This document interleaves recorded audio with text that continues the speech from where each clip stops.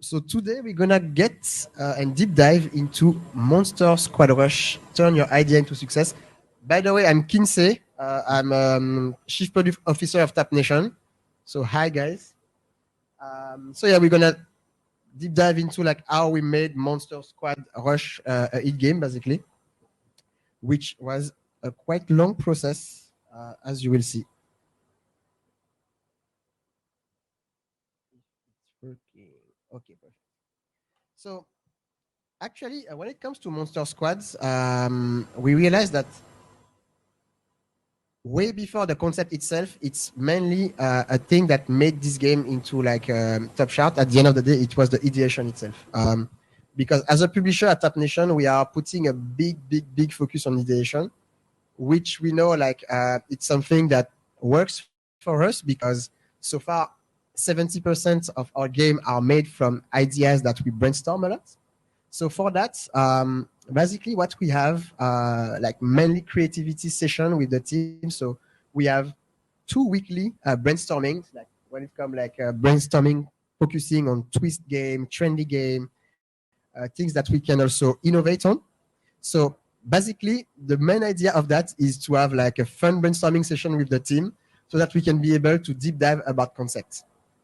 Again, this is a thing that we realized quite early on that studio is doing that on their side, but publishers are not putting this much focus on this creativity side.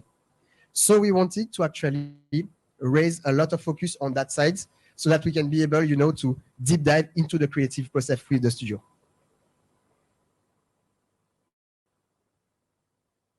That's the other way around, I guess. Okay. So what happened for that typical game, actually? We had two main things that we identified. We identified few games, Catch Monster from Oma, for example, or Monster Master from Azure Game. We really see super quickly that there was a kind of Pokemon vibe, Pokemon trend that was going on. We have also the market insight team where we are going through the trends on the markets, where we are actually reviewing all this. And we're seeing, okay, you have this kind of Pokemon trends also on the creative side because we were checking out, for example, Voodoo's creatives, like they were testing things about Pokeballs, Pokemon, Pikachu, and so on and so on. So like, okay, we have this Pokemon-oriented trend. How can we make a good hit games out of that while we already have games in the market, right? So based on that, we start a brainstorming session where we actually, if it works,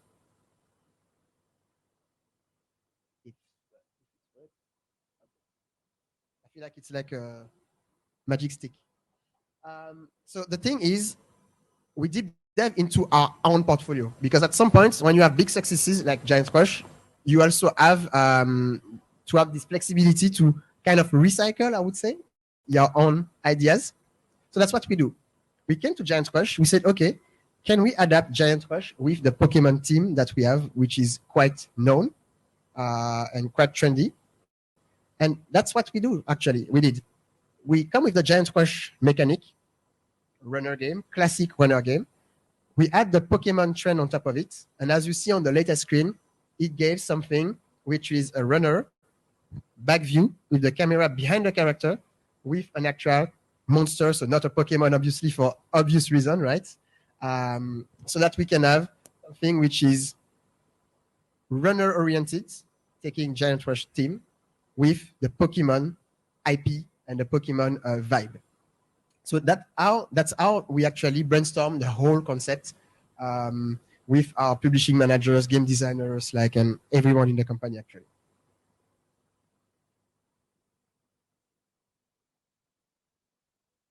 Like, and it's good. When it comes to the prototyping, we actually tried different version of the game because, as you know, right now, to make a game, a hit game, it's not like before, like 2-3 years ago. You actually have to test a lot of different things. It's not only like you make a prototype in 2 weeks and your game will succeed. No, it's not working anymore. Especially with the competition, we have so many publishers, studios that are self-publishing and everything. So you want to bring this extra level of iteration on the games. So we tried the very first version. Of course, this is not the very, very first model that we tested, but actually this model, as you can see, we put a lot of details. We were like, Pokemon, it makes sense to put greens, vegetables, no, but greens, forest and trees and everything. And we were like, okay, this is where we will go. We will go. Actually, it has decent CPI, as you can see, version 1, 28 cents CPI. The retention was okay for very first tests, but not great. Like, okay, we have something. We know that this concept is actually working. This concept has a chance because of the marketability, CPI, and the very first early playtime and retention that we got. We were like, okay, maybe we have something to do with that. We tried different environments, and the CPI start to rise here and there. We tried like forests, like desert and everything, and we see that it was not necessarily the good direction. So we did a second long iteration when we tried to tear down the game to the minimalistic approach, where, as you can see on the second one, we tried different monsters, different more minimalistic, like white road with some obstacles. But as you can see, still many obstacles on the road. So it was kind of defocusing a bit. On that side, we were putting the accent on the classic runner, which led to an increase of CPI, which was still okay-ish. And the retention and the playtime got a slight increase as well. So we were having something quite interesting in terms of in-game metrics to start with, but not an actual go-to game to be able to be published. And what we actually did something very simple. We take our time to develop the game even better and to go to the direction of the second one with the minimalistic design, but to add way more little element that would bring the game to the next level. For example, we work a lot on ideation, not on ideation, but on actual animation, on sound effects and everything that I will see on the next slide. And as you can see on the published game, we get a CPI of 17 cents, a 30%, 38% day one retention on the very first initial tests at the end. So that's on the soft launch. Of course, we are still to date iterating on the game because at the end of the day, when the game is in soft launch, you want to still continuing on improving the game. That's what make the game last quite long, you know. So that's how we get to this point. And actually, what made the difference for us? Different things. We realized that from the first version that you saw to the latest version, we had things that we managed to bring in the game to be able to make this game publishable. So animation from the first version and last version, actually you would play it, you would see the difference super easily because the character will not respond the same. The little animation of punch, of like hits and everything wouldn't be the same at all. So we work a lot with the studio so that they can bring the best level of animation that they could into the game. Even though if it's an hyper casual game, actually, most people think when we talk about hyper casual, they say, yeah, but you don't need anything in this game, right? This game is so easy. Like at the end of the day, we don't need an extra level of detail. No, it's not true. It was true 2-3 years ago with the classic ball runner. Today, it's not like true anymore. Lot of like visual feedback, visual effects that we didn't add in the very first build, obviously, because again, you want to bring that satisfaction to the user so that they can be feeling like, okay, this game, there is a little add-on when I'm playing it, right? A big focus on sound effects. This is also a thing that we tend to repeat quite a lot. Actually, guys, sound effects has a big impact, especially on your creatives and even in your game, actually. You have to put sound effects as soon as possible in your game.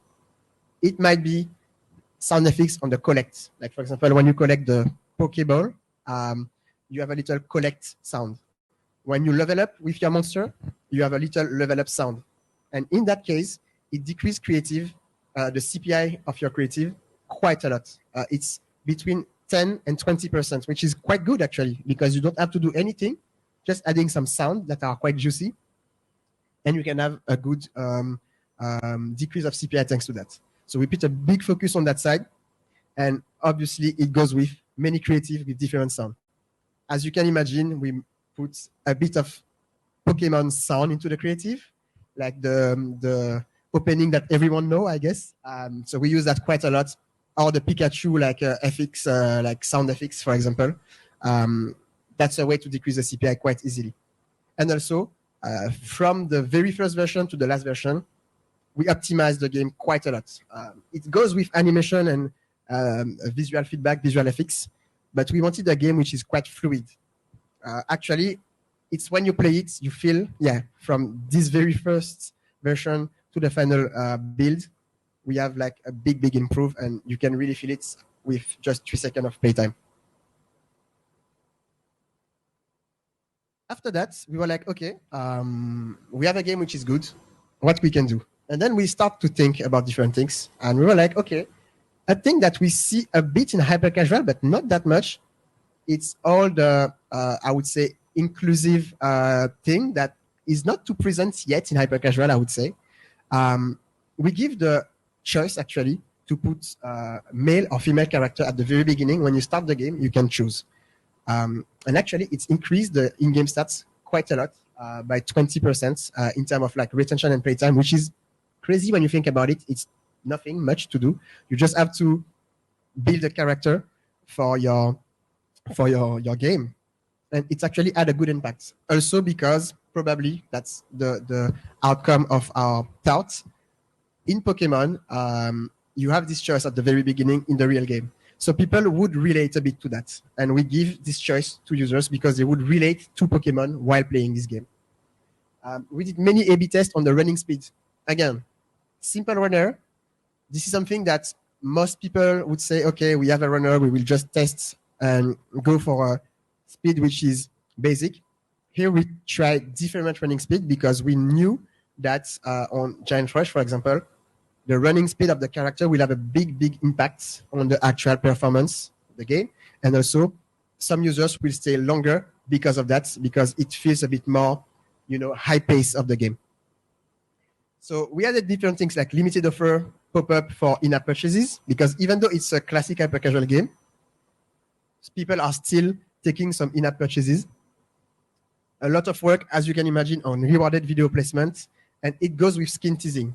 Something that we did, if I can maybe go back just to,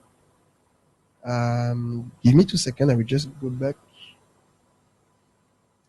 What we did actually, to give like very concrete example, in the middle of the road, you will have a skin that you can take for your character. So it could be a new backpack or a new piece of clothes. You will take this skin, and at the very end of the level, you will have a pop-up saying you collected this skin during the road. So you see it while you play. And at the end, you have a pop-up saying, hey, this is the skin that you get on the road. Do you want to keep it? And that's rewarded. That way, you are able to tease actually what the user will have.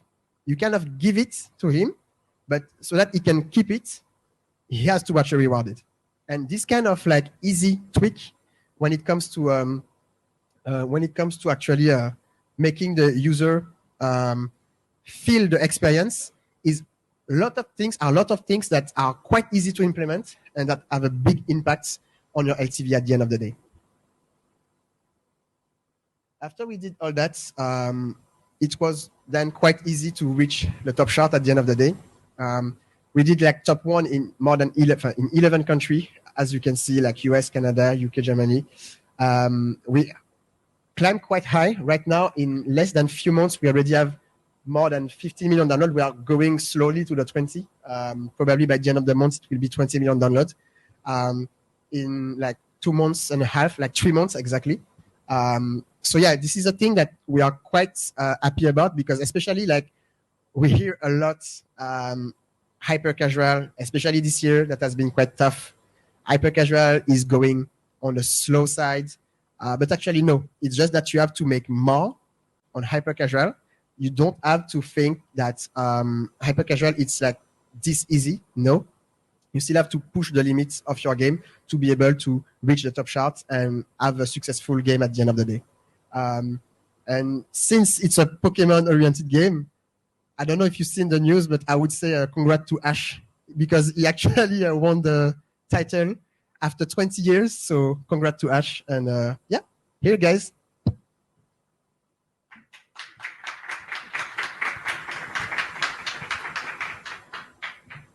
So I guess we might have some time for a Q&A session.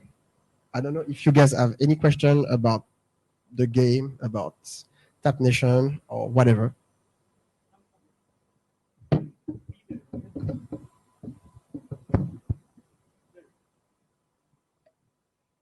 Hi. So, as I see, you're just basically merging two teams or the mechanics together and just creating something. I cannot hear too well. Sorry. Is it okay? It's better. So, as I see, you're just merging two different teams or the mechanics together and create something new. So, how you can get sense that it will be a good match? So, these two different things enhance each other. It's a possibility, but also you may also face the opposite side. So, how you can estimate it will go well or not? Yeah, actually, it's something that we do quite a lot. Like we tried many, like we seen this game, we seen this other game, and we like, okay, those two mechanics might probably work together. It's not. It's not always working. Obviously, we have many games that we tried that are mix of two good mechanics. We like, yeah, that will work, and actually, you get a CPI of $2. At the end of the day, what we try is, I mean, hyper casual and mobile game in general, I think it's trial and error, right? So we are just trying. In that sense, we were feeling like since what happened is we saw a lot of Pokemon-oriented game, but we didn't see any runner. So we're like, maybe there is something to do. And since we already had the quite good performance with Giant Squash and also the good knowledge about that, we're like, it's an easy thing to try. And if it's not working, obviously, it could have been another kill game at the end of the day. But yeah, we took the try, and in that case, I think it was quite fair and square to try it because I feel like it was an easy twist. And I remember when we had the brainstorming session, I think everyone was quite hyped about it. It was like, yeah, but it makes so much sense, right? And at the end, it turned out to be a good combination. Shall I ask something? Another Sure. so short. So sorry. So you mentioned that the effects, so sound effects are so mandatory even in early stages. So what do you think about the haptics? So we should consider the atom in early stages as well? Yep. In that case, I mean, haptics, it sounds like something now that everyone is putting because that's why I didn't put it particularly because it's quite common to put it. It's not even a secret anymore. I think everyone is putting haptic. While sound effects, I wouldn't say it's mandatory, but it helps. And since it's super easy to add, I would give this as a piece of an advice. Like, even though it's not for the game, if the studio is like, okay, I don't have the resources or the time to put sound effects, but at least on the creatives, because that will give your user a kind of bait. Because actually, a lot of users, they are scrolling on their app with their sound, and when they have like this, so it can be a music, it can be some effects when you collect or whatever, they are just hooked one more second, and at the end of the day, they will convert a bit more. So yeah, that's the thing. And for the haptic, to me, it's a thing that you have to do, actually, I think.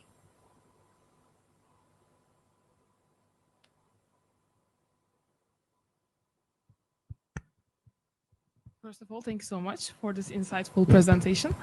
As a follow-up to her question, I was wondering, how long do you do the tests? Because you showed us like 3 different numbers, right? Like, how long do you wait? And then maybe it's also kind of answer to her question, like whether at which point you decide if it's a successful test or like it's going to be a successful game for you to actually put more effort and testing into it.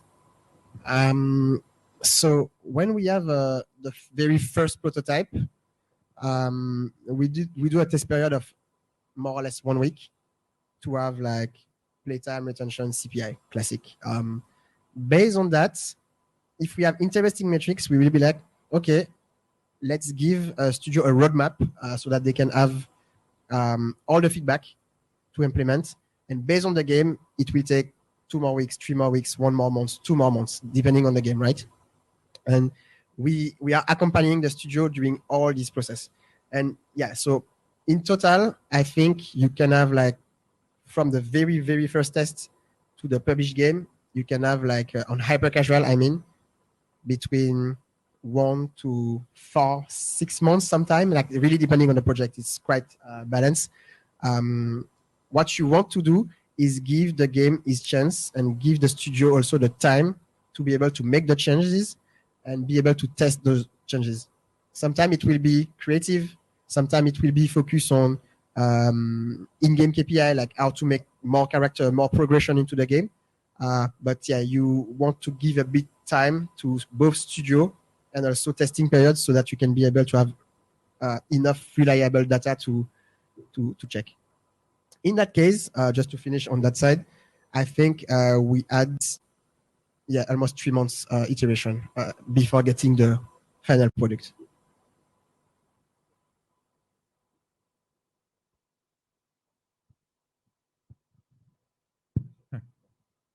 My question relates to about the marketing.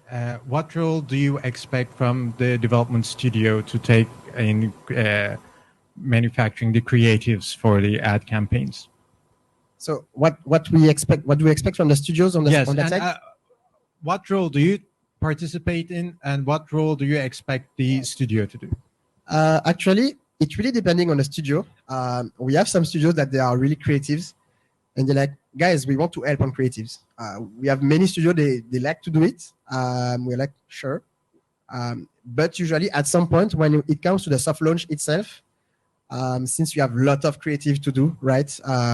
On every networks, different packs to test different things, we always get our team involved on that side.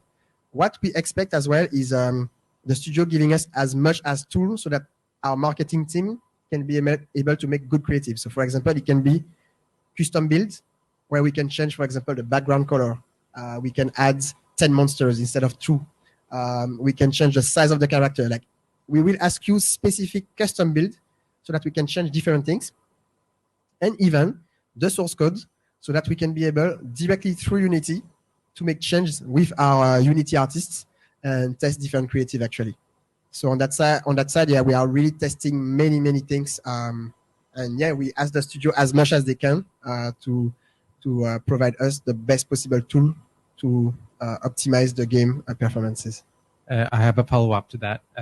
And what would be a great time to start with creating those materials? Is it day one, or when the game is actually completed, or somewhere in between? Yep, I guess somewhere in between, because at the very beginning, I guess that's how I work most of the time. It's we start a project.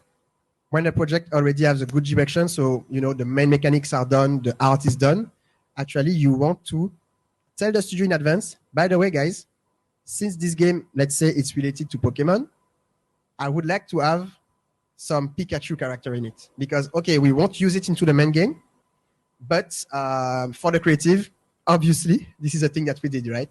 So, guys, let's put one level with Pikachu. Let's put one level with this Pokemon and whatever. So we ask you that early in the development so that you can be able to make those changes and make specific level for the creative team. Thanks.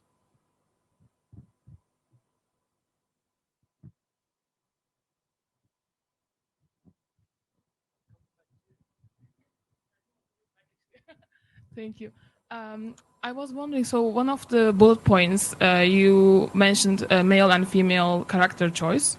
So knowing that the users are becoming more and more aware of gender preference and being more inclusive and so on, they are more tend to make more conscious decision when they play the games, and also the company that owns the games and so on. So how does TapNation look into it, or how do you take it into consideration when you create your characters or when you look at your audience? Actually, we know that on a hyper casual and a lot of mobile game, like even match 3, like hybrid casual, we have a big audience which is female. So that was kind of clear on us. Like, of course, like on Giant Crush, you have a ragdoll, you don't have any face, anything. In that case, we were like, it both makes sense for our audience and also with the game. Because this is a thing that I'm actually I was with another publishing manager, JB, actually, and we were thinking about this game, and we were like, yeah, it makes sense because when we were playing Pokemon earlier, you had this choice, and it will also make people get more involved into the game because they can get their character and customize it afterwards. So yeah, that was making sense for that game. This is not a thing that we have for every single game. I think it's more case by case. We see, does it make sense for the user, that for the audience that we have for this specific game, and does it make sense as well for the game as such? We won't push it. I think if it's I don't know, like another hyper casual game, we won't necessarily push female or male version. But this is something that I think will happen more and more since, as you said, people are getting more like how can I say? They are just getting more focused on that. You know, it's normal to take that into consideration.